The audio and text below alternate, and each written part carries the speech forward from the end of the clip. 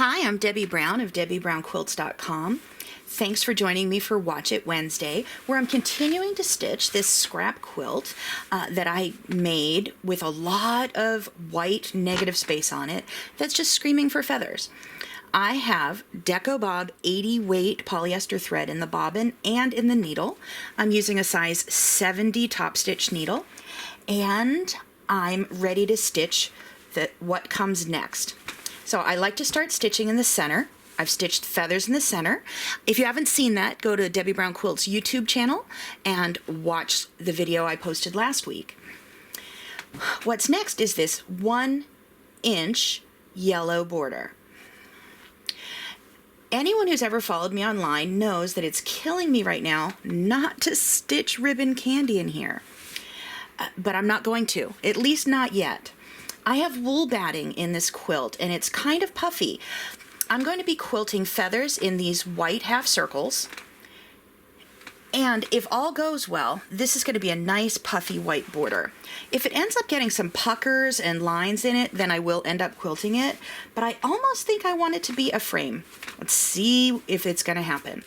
I'm going to decide later if I'm going to go back and quilt that. I'm using my Handi Quilter Stitch 710 machine. I've put my ruler foot on, and I grabbed my Handi Quilter multi-clamshell tool, and I'm going to stitch the spines for my feathers. So I am taking the lines of the ruler and lining them up on my seam lines here. That way I have a perfect 4-inch centered half circle. So I'm going to put my foot down. I have ruler grip on the ruler, so I'm able to hold it close, hold it with the fabric. So I'm going to stitch needle down, needle up, pull up that bobbin thread,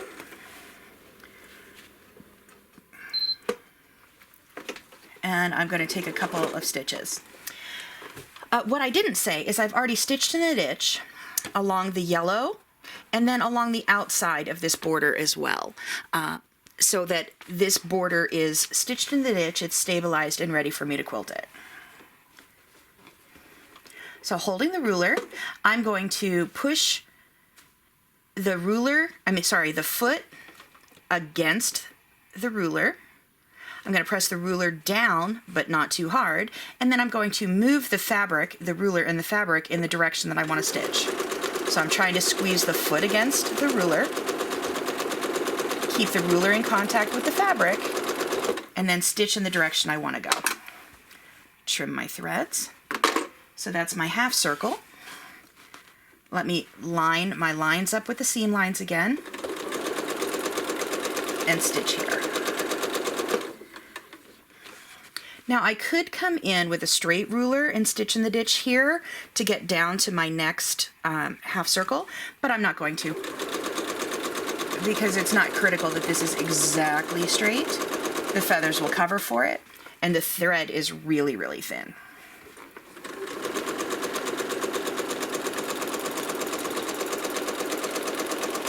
So I'm going to stitch up and around,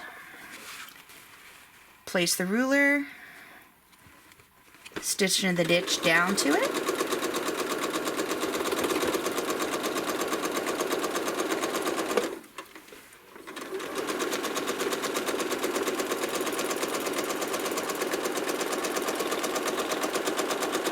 so there's my half circle.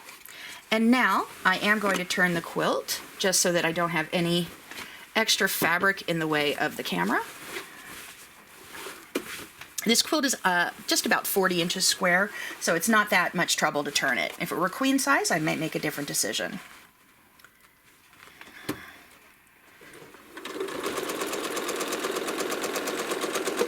So I'm doing my ruler work all the way around to get my feathered spines in place.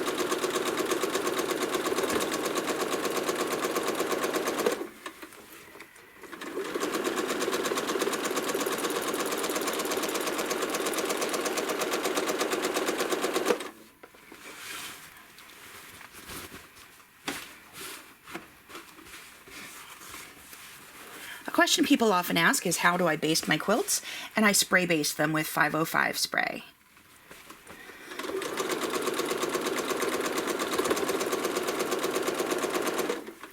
So I'm going to stitch my half circle here.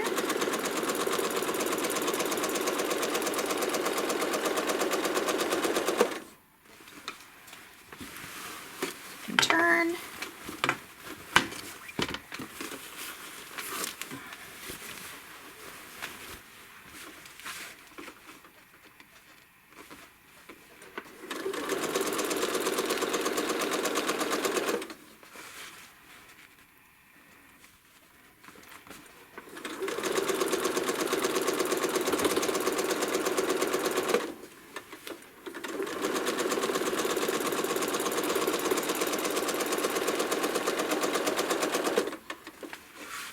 Place my ruler and stitch down to it.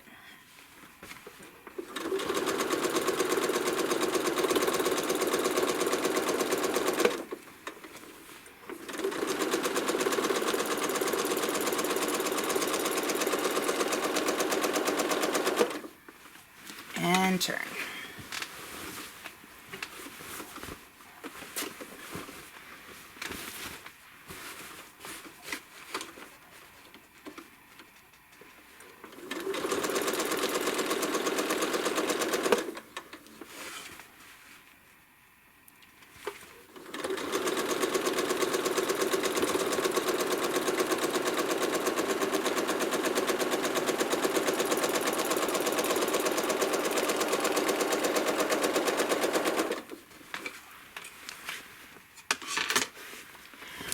So I'm done with all the ruler work. I'm going to stitch in the ditch down to where I started, and I'm going to make a little ending tack stitch. And the reason I'm doing that is I'm going to change my foot. I'd like to put on my open toe foot so I can see where I'm going for my feathers, and so that you can see where I'm going for my feathers.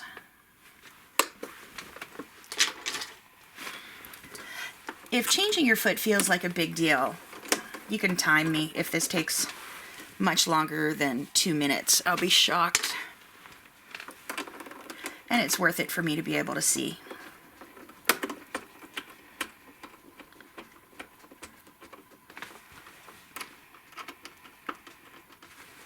Done. Just have to center my needle.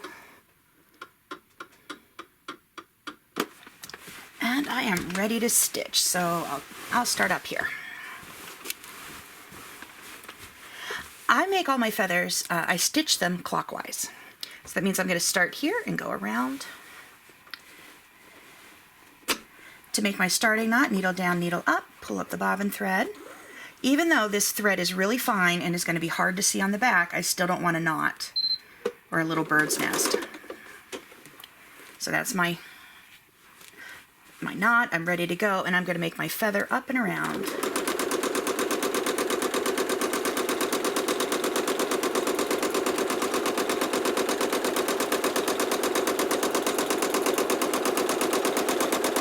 Get my feathers up pretty close to that seam line for one reason. I don't want to have to go back and stitch in the ditch. I'm lazy.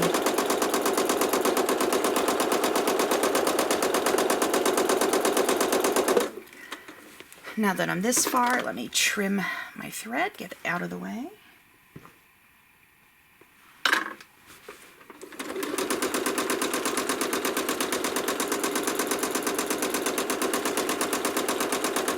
Let me turn that speed up a little bit. These feathers are a little bigger, so I'm more comfortable and can go faster. There we go.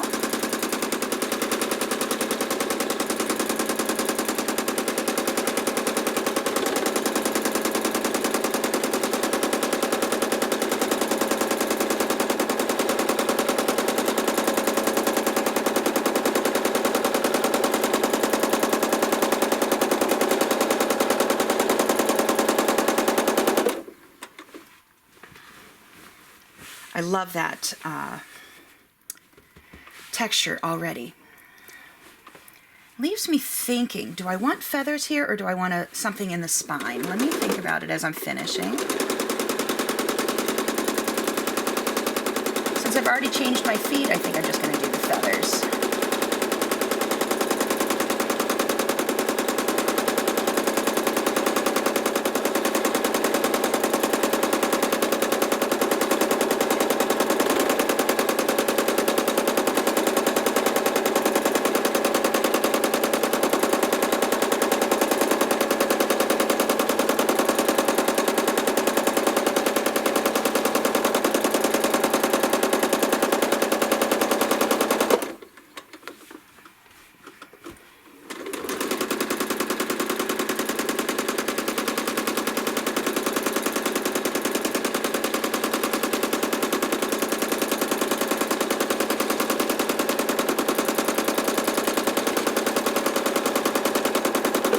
So I've stitched my feathers all the way around, and I would continue to do that all the way around, but I'm going to go back, stitch in the ditch, up,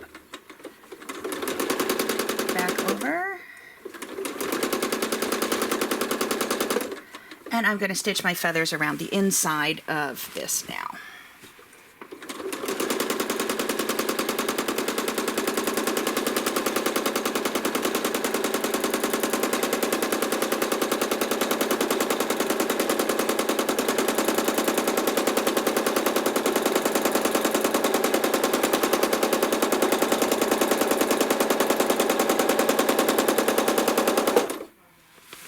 That's looking pretty.